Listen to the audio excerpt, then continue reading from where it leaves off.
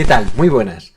He tenido la suerte de asistir al preestreno de Love Lies Blinding en Barcelona, que asistió hasta el mismísimo Bayona, y me lo he pasado en grande viendo la película. Y ha coincidido que hace pocos meses repesqué de mi lista de películas pendientes Sidemouth, la ópera prima de Rose Glass, y tenía muchísimas ganas de ver lo que ofrecía en su siguiente película. Y nos encontramos ante una película con un registro totalmente diferente, ambientada en tierras americanas, en los 80, con una historia de amor, una relación lésbica pasional, asesinatos, armas, venganza por doquier y masculinidad tóxica. Venga, vamos al lío con la crítica y lo depuramos todo más.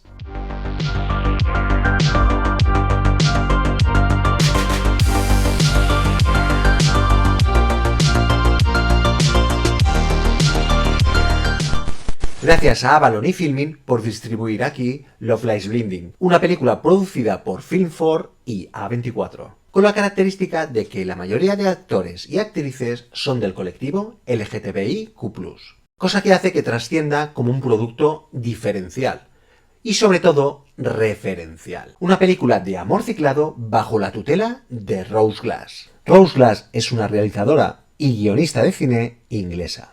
Como es habitual, empezó realizando varios cortos como Stormhouse o Room 55, este último cosechando buenas críticas en varios festivales de cine. Y destacaría con su ópera prima en los largometrajes con su obra de terror psicológico Sidemouth en el 2019, consiguiendo la distinción como mejor directora debutante en los British Independent Film Awards en el 2020. En la película veremos al personaje de Jackie, que quiere debutar en un evento de culturismo en Las Vegas. Antes de esto, pasa por Nuevo México, donde se encuentra con Lou, la empleada de un gimnasio. Ahí es donde estalla el amor y donde se enfrentan las circunstancias de la familia de Lou. La película es una coproducción entre el Reino Unido y Estados Unidos, y está ambientada en el Nuevo México rural, a finales de la década de los 80, donde se rodaría en el verano de 2022. En esta ocasión, Glass coescribe el guión junto a Verónica Tofilska, buscando una historia divertida en la que pudiese jugar con los personajes lo máximo posible, y sin ninguna pretensión. Está protagonizada por Katy O'Brien, que la podemos ver en series como The Mandalorian o Agentes de S.H.I.E.L.D. O'Brien se entusiasmó tanto al saber que buscaban una actriz para el papel de Jackie que no pudo evitar contactar por redes sociales con la productora y decir que era ella la indicada para interpretarla. Eso le valió el interés de la realizadora y tuvo que pasar varias pruebas de castings para finalmente conseguirlo. E incluso llegó a realizar un PowerPoint en uno de sus castings mostrando sus fuertes para interpretar al personaje de Jackie.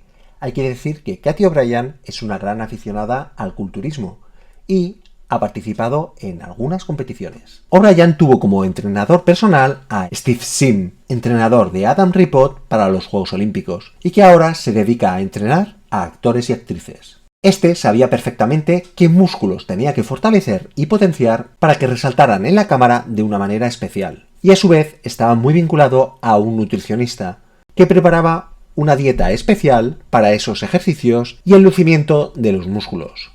Así que todos los músculos que se muestran en la película de O'Brien son reales. No hay ningún retoque digital.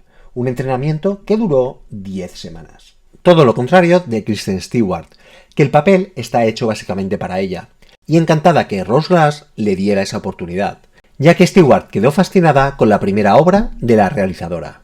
Los efectos de sonido son muy importantes en la película y correrían a cargo de Paul Davis, que ya trabajaría en Sidemouth. Así que destacaría esa parte más visceral y que se vinculaba mucho con la música, y que fueran al unísono. A destacar todos esos sonidos de los músculos. Para la música se recurrió al compositor Clint Mansell, que dotaría ese toque más ochentero a base de sintetizadores. Para el tema de las canciones tendrían un consultor musical, Jigit Bulbul, que se trataría de la pareja de la realizadora. Este tenía presente no poner canciones famosas de los 80, ya que haría perder la esencia de la película. Así que se decantó por canciones muy alternativas de la época, como las de Shiho Yabuki, un increíble músico ambiental de los 80, canciones de Patrick Cowley, ex compositor de porno gay de los años 70, y canciones de la banda Throbbing Gristle, una de las bandas favoritas del personaje de Kristen Stewart, Martin Rev y una banda llamada Colorbox, con su canción The Moon is Blue, que será la que utiliza Jackie en su rutina de hacer culturismo. El enfoque no solo era de dotar música que encajara en la película, sino de ir más allá, de encontrar música que verdaderamente le gustaran a los personajes. Por ejemplo, Lou será una gran aficionada a la banda Throbbing Gristle y llevará una camiseta del grupo, así como una gran colección de discos. El director de fotografía fue Ben Fordesman, donde escoge el rojo como color simbólico, un color que recurre a la pasión y a la sangre. Y en ningún momento quería que tuviera un aspecto nostálgico, como otros productos cinematográficos con abundancia de neones. Los hay, pero están comedidos. Por ejemplo, algunos hacen referencia a estéticas a París, Texas. Todo tenía que estar bien ubicado y sin excesos. Otras referencias estéticas serían la película Mystery Train o To Live and Die in LA.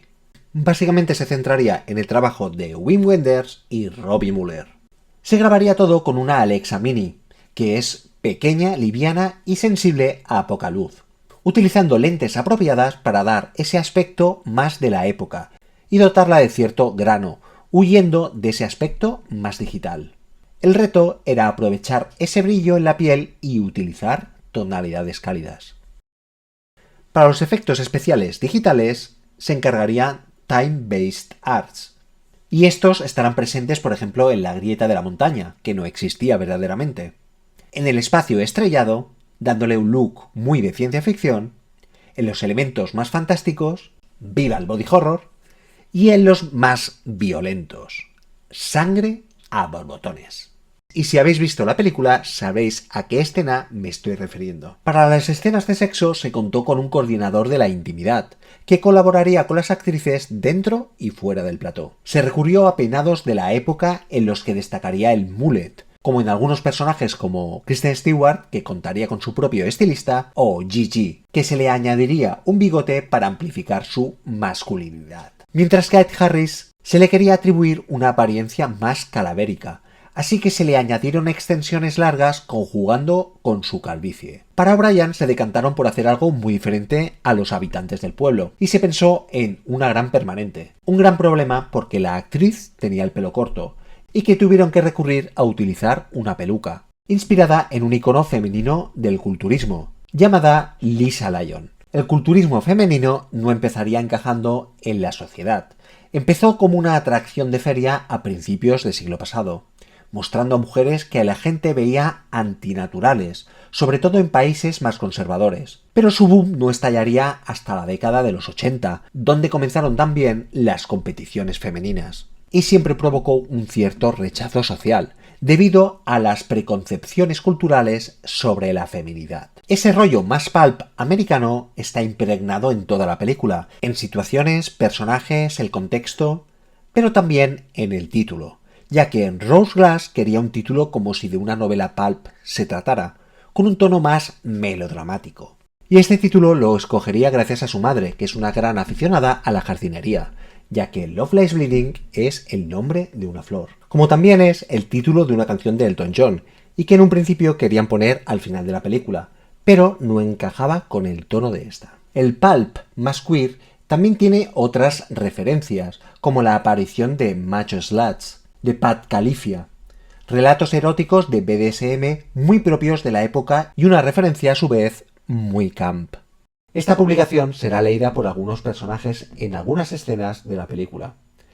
Ah, y por cierto, Macho Sluts era el título provisional de la película. Aunque quisieron mantenerse al margen de muchas referencias, sí que se decantó por los típicos tropos de los thrillers y el cine negro, a nivel general, sin especificar mucho. Aún así, sí que hubieron influencias de las películas de John Waters, Showgirls de Paul Verhoeven, Crash y las películas de David Cronenberg, y de Saturday Night Fever.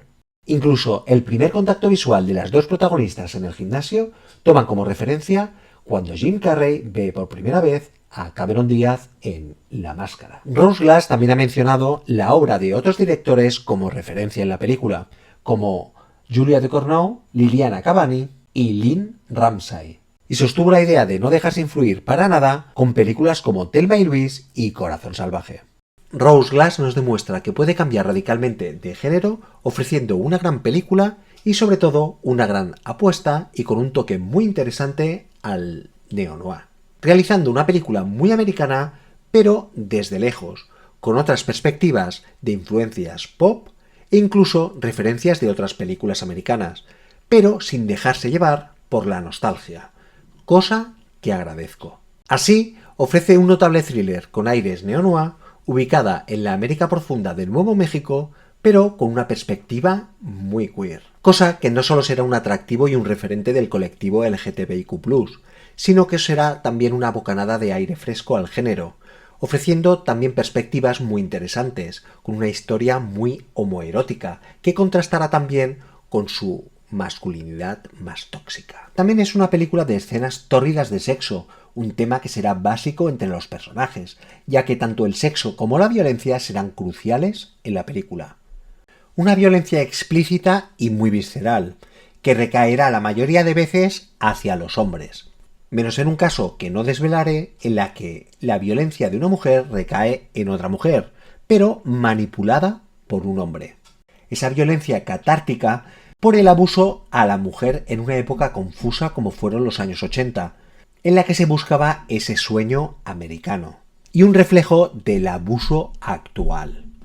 Fantástica la elección de la realizadora que se centra en el tema del culturismo y el culto al cuerpo, descartando otros tópicos americanos que se pueden ver en películas como en Showgirls de Paul Verhoeven. Y es que se ayuda del contexto. Recordemos que la década de los 80 es la explosión por autonomasia del culturismo en la sociedad americana, tanto en hombres como en mujeres. Y eso lo saben explotar muy bien y con gran originalidad. Y eso ayuda también a sobrellevar esa estética más camp. Las dos protagonistas están excepcionales en sus papeles, pero Stewart destaca realizando en la que considero es su mejor papel hasta la fecha. Maravillosa y complejísima interpretación. Me encantó en Spencer y en Personal Shopper, pero aquí está a otro nivel. Se come la cámara, incluso haciéndole sombra a Ed Harris. Me gusta muchísimo porque también va más allá del típico thriller homoerótico lésbico, como podíamos ver en Lazos Ardientes de los Wachowski. Aquí se crea un producto queer en todos los sentidos, siendo ya mismo una película de culto. Una de las cosas que más me ha gustado ha sido que no se conforma con las situaciones en sí del género pulp. Glass lo eleva utilizando ese realismo mágico tan particular, pero llevándolo a otro terreno más fantástico y a la vez tan pop, jugando entre el body horror y el cómic underground de superhéroes americano. El personaje de Lou y Jackie están tan bien interpretados y definidos que contrasta el uno con el otro, pero sobre todo el personaje de Jackie está excesivamente bien definido a nivel estético y pudiéndose convertir en un icono pop queer, formando parte del colectivo cultural y, podría decir, explotándolos bajo los lápices incluso del fanservice. No es una película perfecta, pero igual si lo fuera no tendría ese toque tan característico y esa esencia tan errática. Una historia de amor entre personajes losers, una tragedia rebozada de comedia negra y con tintes muy culturalmente americanos. Tiene ese toque de perdedores que huyen de su pasado y que no se toman muy en serio las circunstancias que están viviendo. Eso se verá muy bien en la escena final, que no será más que un epílogo abierto y que recordará a los personajes de los hermanos Coen. Jackie se sobredimensiona y se transforma durante la película, un símbolo de cómo es vista por Lou. Para ella, Jackie es lo más grande de su vida, esa intensidad en esos inicios de relación pasional donde todo es maravilloso y todo puede pasar. Esa magia y éxtasis lo devoran todo y se magnifica. Una manera muy provechosa de jugar con lo irreal a través del simbolismo. Rose Glass continúa con su homenaje de las mujeres llevadas al extremo por causas psicosexuales, como se puede ver en su corto Room 55 o en Saint Maud. Aquí sigue con ello y lo lleva a un extremo más juguetón. Se nota que ha querido divertirse con las situaciones y con los personajes.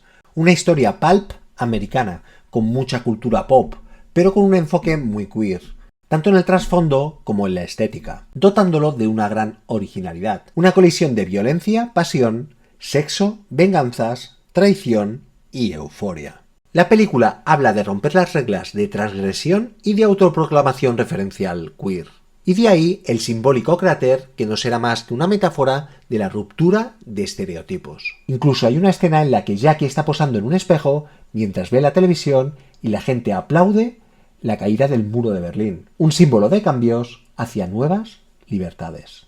Un momento, el de la caída del muro de Berlín, de gran importancia para los homosexuales, que sería el fin del estigma social al cual se les atribuía como colectivo, señalándolos como enfermos mentales. Un elemento geopolítico de gran importancia, junto a la decisión de la Asociación Americana de Psiquiatría en el año 1973, que excluiría la homosexualidad de su manual de trastornos mentales. Porque curiosamente el gimnasio de Lou también se le ha llamado cráter, que es donde se origina la verdadera transgresión y la historia de la película. Fantástica la elección de la deconstrucción del típico cuerpo femenino, que no estará sexualizado para hombres heterosexuales, como se acostumbra a hacer, haciéndose extraño para algunos, un concepto que me parece acertadísimo y que le da a la película cierta profundidad en la estética, una mezcla entre lo extraño y lo anárquico, transgrediendo límites y dotando al cuerpo un mayor significado, deformándolo o distorsionándolo. Hay que tener en cuenta que el fisioculturismo femenino como tal representa también un tipo de resistencia a los estereotipos occidentales sobre la feminidad y sobre el significado del concepto femenino. Una clara manifestación estética entre lo masculino y lo femenino, sin una clara evidencia de género. Love Lies Bleeding es una historia que pone sobre la mesa temas muy concurridos en la época, como pueden ser el uso y el tráfico de armas de fuego, así como el consumo de anabolizantes, como la caída del muro de Berlín. Hay que recordar que en 1989 todavía no eran ilegales los anabolizantes en Estados Unidos. Un equilibrio entre la ternura, la fragilidad y el razonamiento de Lou con la fuerza, el mal carácter y la impulsividad de Jackie. Una batalla continua entre el cuerpo y la mente, que de alguna manera hay un vínculo en el acto de hacer ejercicio y así superarse. Eso queda patente desde el principio de la película, con las diferentes citas y frases del gimnasio. Y la confrontación de dos adicciones, la del culto al cuerpo y la del tabaco.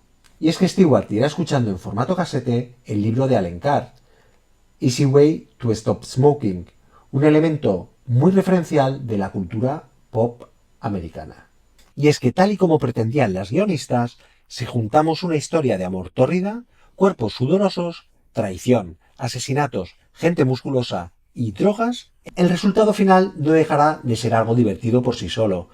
Y así ha sido. También en el fondo es una película que trata de personas que hacen daño a otras personas, física como emocionalmente hablando. En general, maravillosa. Sí que es cierto que como espectador se echa en falta más música y una más reconocible, pero de alguna manera está justificado y esto se entiende.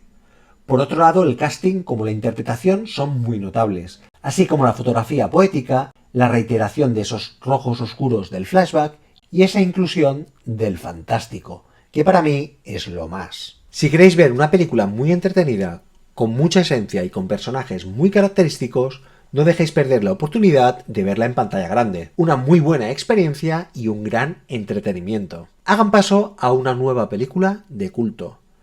Amor ciclado, eso sí, pero sobre todo una historia tórrida y con sangre en los labios.